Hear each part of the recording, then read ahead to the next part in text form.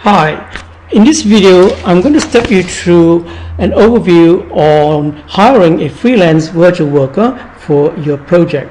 I'm going to use vworker.com, or formerly known as rentacoder.com, to show you the fundamental steps.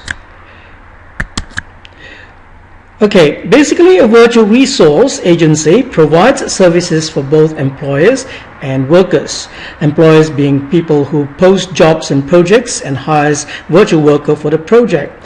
Workers, on the other hand, bids for jobs and gets paid for doing the job. Now in this video I'm going to focus only on the employer side of things. Okay, now assuming that you have not already created an account with vworker.com. If you have, then you sign in, but otherwise if you have not, I'm assuming then that you're a new user, you create an account with them. So clicking on create account here will bring you to a create a new account page where you have to supply an email address. Now it is important that you give an email address that you use for checking your mails regularly, because once you enter into an engagement with a virtual worker, you will be having quite a constant stream of communications coming through, so ensure that you use an email that you check regularly. So supplying the email address there, and next step is to key in this capture code, which is a way to indicate that you are a human user and not a machine or a robot program that is interacting with the system, generating bogus accounts.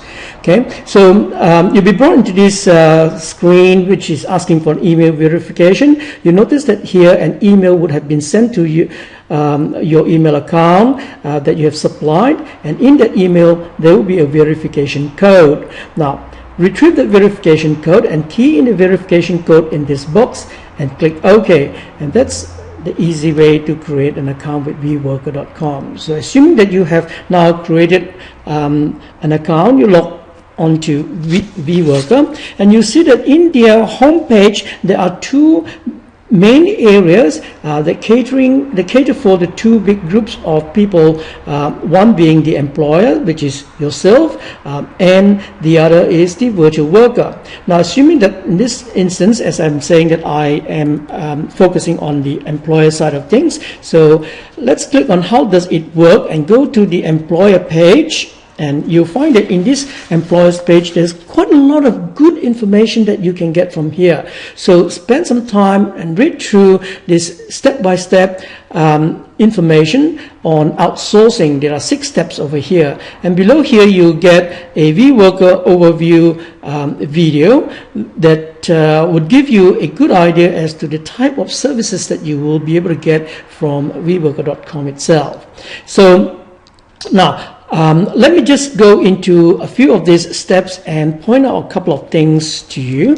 Now, when you log onto the vworker.com site as an employer, at the top left hand corner you'll find that in the menu a very obvious menu option, which is for you to post new projects. So clicking on that post new project will bring you to a page where there are options for you to key in, complete your job specification.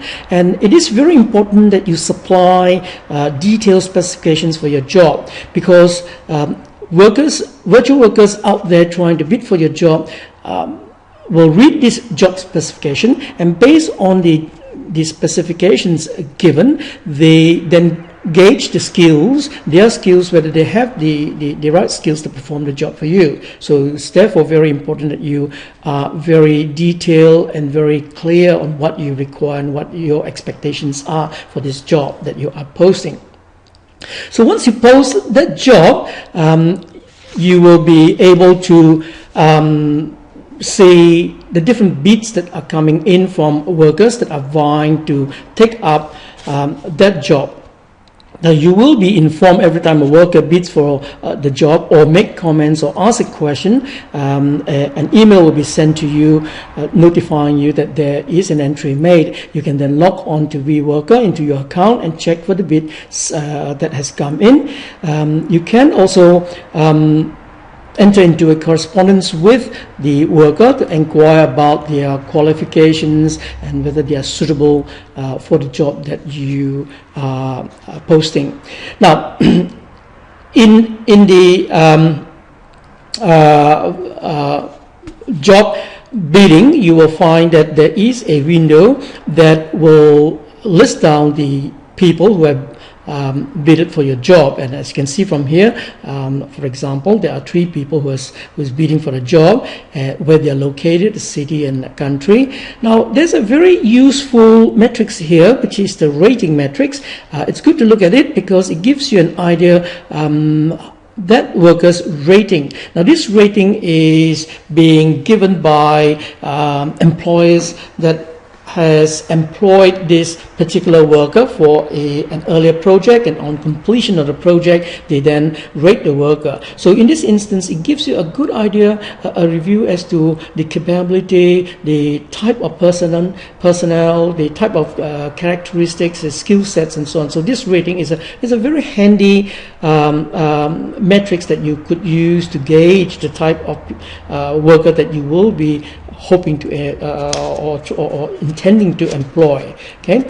Now, this column gives you the bids that they have submitted. Now, these bids are indicative of the expectation of the fee that they will be paid for the job. Of course, you can then enter into a negotiation process with them, clarifying what you need and whether that bid is fair for both sides. So this therefore gives you an idea what sort of fee that they're expecting to be paid.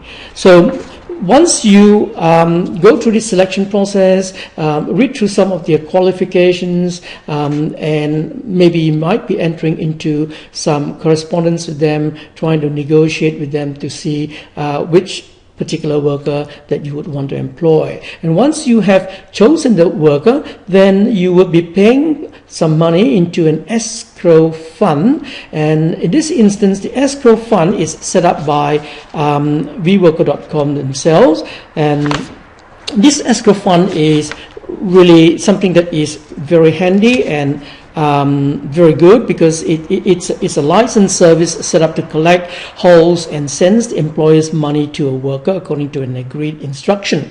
Now, it protects both parties. The worker is ensured that if work is completed to specifications and on time, they will be paid. On the employer side, their interest is also protected in the sense that if the agreed work is being completed, then they are ensured that the job is properly done, then they approve it and release funds from escrow to the worker. So both parties' interests are taken care of. Now, how do you pay for the job? There are 2 ways that you could pay for a job. You could either pay for deliverables or pay for time. Now, paying for deliverables depend very heavily. In fact, both will depend very heavily on very clear specifications and expectations in your job specs when you post a job.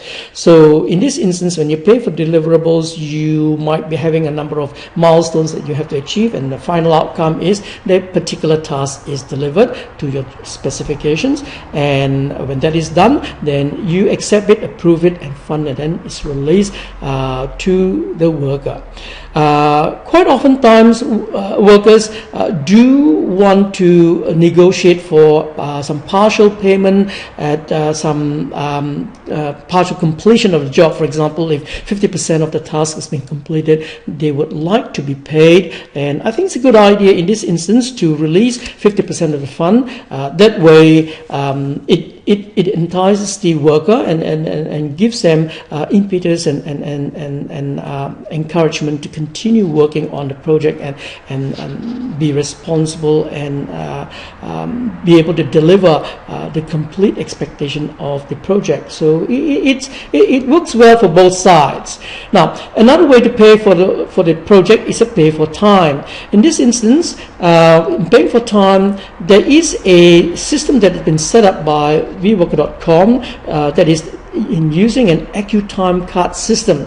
This AccuTime card system, what it does is it takes a system image of the worker's desktop at regular intervals, and this is being recorded, and at the weekly interval a report is sent to you. You can check through that this particular worker is actually really working on your project, and depending on the work submitted, how far they have completed the project and whether they have met your specifications. And when that is everything is in order, then you can approve payment, and payment is therefore based on the amount of time that they have spent on working on your project. So it is fair for both sides. So you can opt for whichever way you want to pay them. Now, once you are happy with the job or with the task that has been submitted, of course you will be going through a review, and if there's anything missing, you would want the task to be revised, changed, updated. And when both sides are happy, then a work completion log is then been submitted, and you then based on the work log, you then agree to pay the worker himself. You accept it, and that acceptance then signals to the escrow system to release funds to the worker. So that way both sides' interests are well protected. Now it's very important that you keep good records, especially the work logs. Should there be any disputes, there is always some information that you have kept, some records that you've kept to ensure that your interest is met, as well as the worker themselves, right? So this is how you would be using a a virtual worker resource to hire a freelance virtual worker to work on your project. So I hope this video is helpful. Thanks for watching. Bye now.